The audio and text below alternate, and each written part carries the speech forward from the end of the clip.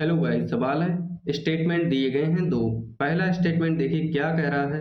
Degeneration of corpus luteum, corpus luteum degenerate कर रही है in the absence of fertilization is the cause for disintegration of endometrium. बिल्कुल ठीक बात लिखी गई है। अगर फर्टिलाइजेशन नहीं होता है तो कार्पस ल्यूटियम डीजनरेट कर जाती है, और जब कार्पस ल्यूटियम डिजनरेट कर जाती है तो एंडोमेट्रियम भी टूटने लगती है, वो डिसइंटीग्रेट होने लगती है और मेंस्ट्रुअल ब्लड के फॉर्म में बाहर निकल जाती है। फीमेल्स में ये प्रोसेस चलती है, बिल्कुल ठीक बात है।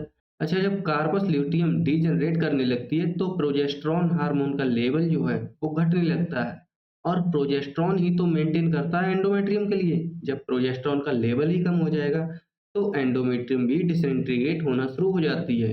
पहला स्टेटमेंट बिल्कुल ठीक है। अगला स्टेटमेंट देखिए क्या कह रहा है।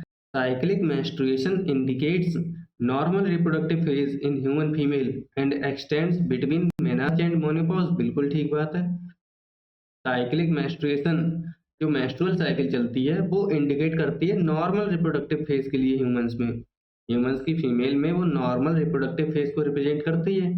और जो मेंस्ट्रुएशन प्रोसेस है वो मेनार्ची से शुरू होती है और मेनोपॉज तक जाती है।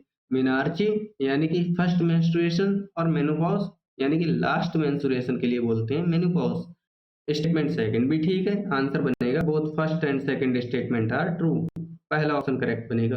Thank you.